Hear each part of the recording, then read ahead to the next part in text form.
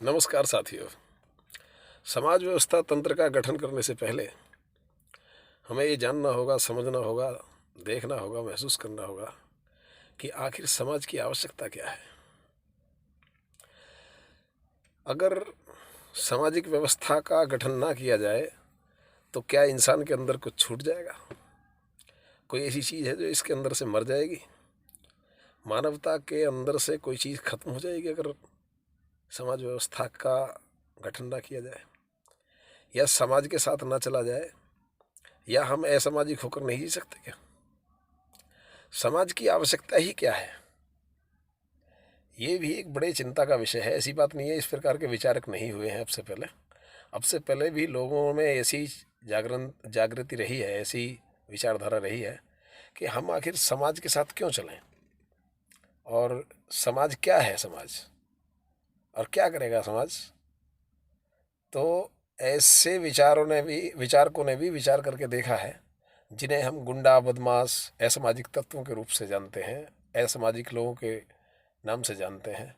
वो कौन है? वो वही तो हैं जिन्होंने समाज को पूरी तरीके से अस्वीकार कर दिया, समाज की जिन्होंने नहीं मानी, जिन्होंने नहीं सुनी। परिणाम क्या निकला? अंतिम परिणाम क्या हुआ? अंतिम परिणाम ये हुआ कि वो एक दिन जेल गए, या तो वो मरे अपने आप से, स्वयं से टकरा के। मैं ये नहीं कहता किसी ने उन्हें मारा, नहीं, वो अपनी ही विचारधारा से टकराए और खुद ही टकरा टकरा कर मर गए। या अपना जेल में सड़े हैं, या समाज के द्वारा अस्वीकृत होके या बहिष्कृत होके अपने पड़े हुए वैसी जीवन काटा है। तो ये तो पूरी तरीके से स्वीकार हो चुका है, ये तो जानी पहचानी अजमाई हुई बात हो गई है कि यदि समाज को अस्वीकृत किया जाए, समाज को मिटाया नहीं जा सकता। मतलब मानव जाति के हित के लिए समाज का जिंदा रहना बहुत ज़्यादा आवश्यक है। समाज की व्यवस्था को, सामाजिक व्यवस्था को, समाज व्यवस्था तंत्र का मजबूती के साथ खड़ा होना, लोकतंत्र को खड़ा होने में सबसे बड़ा जो पहला जो कदम है, वो तभी हम मजबूत लोकतंत्र की स्थापना तभी हम कर सकते हैं जब एक मजबूत समाज की हम व्यवस्था बना पाए, मजबूत समाज व्यवस्था तंत्र को हम गठन कर सकें।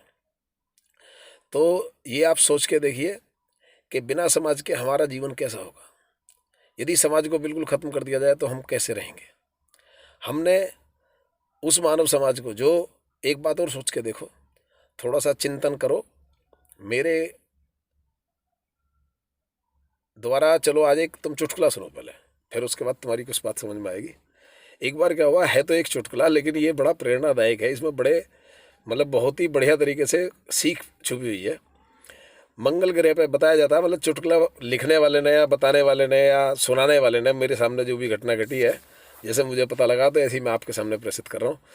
मंगल ग्रह पे एक मीटिंग हुई और उन्होंने बताया, बोला भाई ऐसा है, तुम्हें पता है कि पृथ्वी ग्रह के लोगों ने मतलब चंद्रमा पे तो विजय हासिल कर ली है, वो चांद तक तो पहुंच गए और मंगल तक आने की तैयारी कर रहे हैं, और बहुत ही जल्द वो मंगल को घेर लेंगे। भैया बचाव के लिए कुछ आपातकालीन बैठक बिठाओ और तुरंत जो है कुछ एक्शन लो।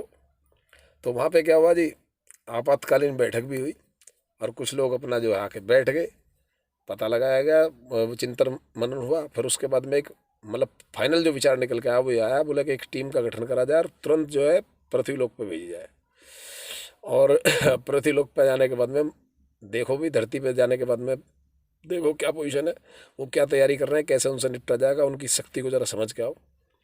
तो यहाँ से वो एक विशेष टीम आई और विशेष टीम ने आगे पूरा सर्वेक्षण किया। सर्वेक्षण करने के बाद में पता क्या निर्णय निकला?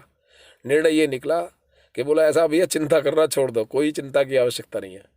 ये तो इतनी जो मानव जाति है वो तो इतनी मूर्ख जाति है कि इतनी प्यारी धरा है, जो पृथ्वी ग्रह है, धरती ग्रह है, वो इतना सुंदर है, इतना प्राकृतिक संपदाओं से भरा हुआ है, फला फूला है, और इतने आनंद के साथ में इतना प्रेम, इतना आनंद, ऐसी प्रकृति, ऐसे जल स्रोत, इतनी बढ़िया एटमॉस्फेयर, इतना बढ़िया वातावरण, सब कुछ होने के बावजूद भी, और मानव खुद ही अपने धरती को मिटाने के सारे सारे काम कर रहा है।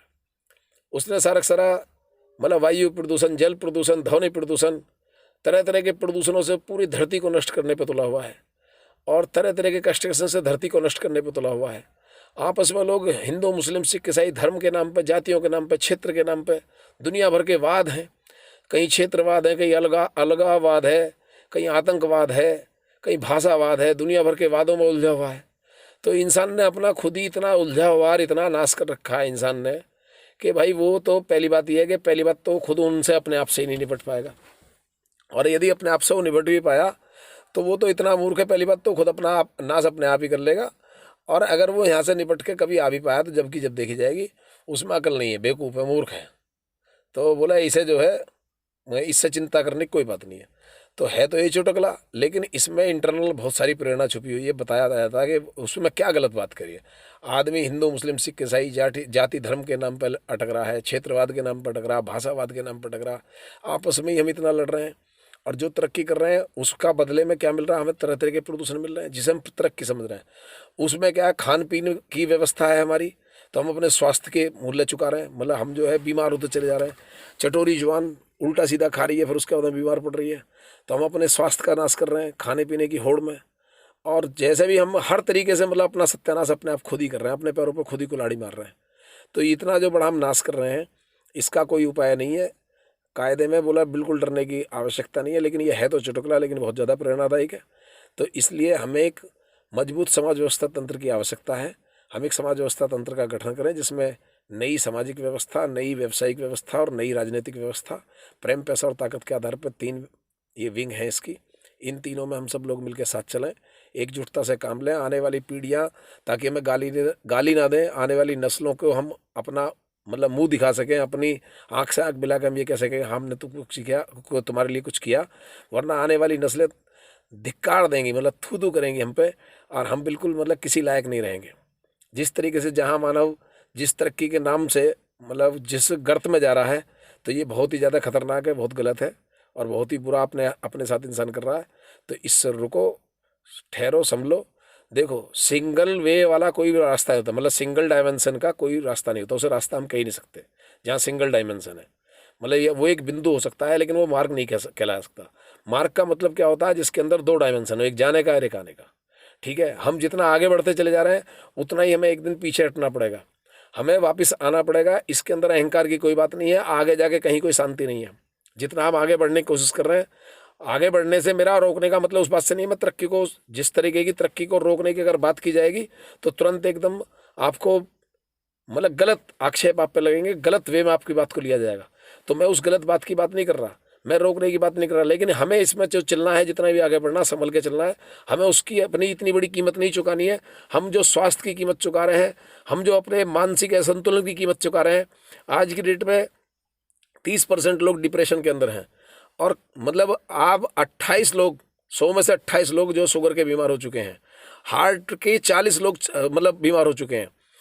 100 लोगों को मतलब जो इस प्रकार से बीमारी की जो परसेंटेज निकल के आती है, जो 2019 का सर्वे है, आज 2023 चल रही है, लेकिन 2019 के सर्वे में एक सर्वे रिपोर्ट पैदा करी गई, उसमें जिस भी एंगल से किया गया, तो 265% लोग बीमार हैं। 265 का क्या मतलब हो गया, आदमी है 100% में 265, यानी कि एक व्यक्ति के अंदर कई कई बीमारियां हैं, कई कई बीमारियां। तो जब बीमारियों पर अलग अलग सर्वे करा गया तो हम 100 की भी लिमिट पार कर गए। मतलब हम इतनी बड़ी कीमत चुकाने के लिए तैयार हैं। हम पूरी मानवता को, पूरी इंसानियत को, अपनी पूरी मानव जाति को बहुत ही दुखों के सागर में धकेल रहे हैं।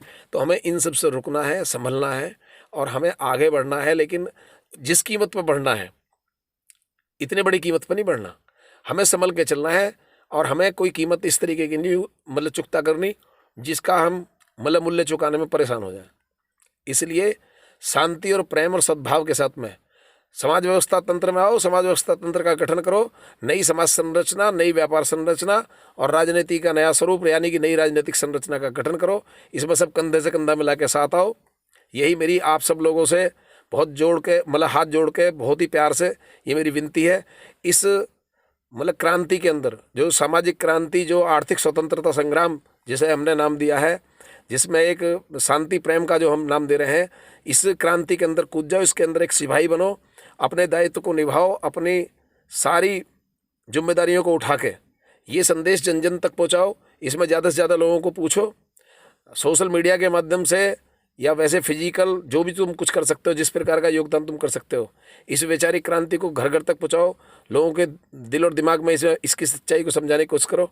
ये किसी विशेष धर्म या विशेष जाति पे आधारित नहीं है, ये पूरी मानव जाति के लिए है और मानव जाति पे आधारित है। पूरा सबका, इसमें जो पूरे विश्व का हित वासुदेव कुटुंबकम की भावना से पूरे विश्व को एक दृष्टिकोण से देखा जा रहा है और हम एक नई समाज संरचना कर रहे हैं जिसके अंदर प्रेम, पैसा और ताकत के आधार पर समाज व्यवस्था तंत्र का गठन किया गया है। नई समाज संरचना, नई व्यापार संरचना और नई राजनीतिक संरचना। आप लोग आगे आएँ और इसमें ज़्यादा से ज़्यादा सहयोग दें, यही मेरी आप सब लोगों से विनती है। इसके एक सिपाही बनो, ये संदेश घर घर तक पहुँचाओ, इस वीडियो को शेयर करो, लाइक करो और अपने सुझाव कमेंट के रूप में अपने अपने सुझाव दो और बराबर कंधे से कंधा मिला के जब तुम कुछ सुझाव दोगे उसमें संशोधित किया जाएगा। जो भी सबका मिलकर जो निचोड़ निकल के आएगा तभी हम कुछ संशोधन करके कुछ बेहतर जनता के लिए दे सकते हैं, समाज के लिए दे सकते हैं, दुनिया के लिए दे सकते हैं। तो सब लोग कंधे से कंधा मिला के अपना हाथ बढ़ाओ। जय हिंद।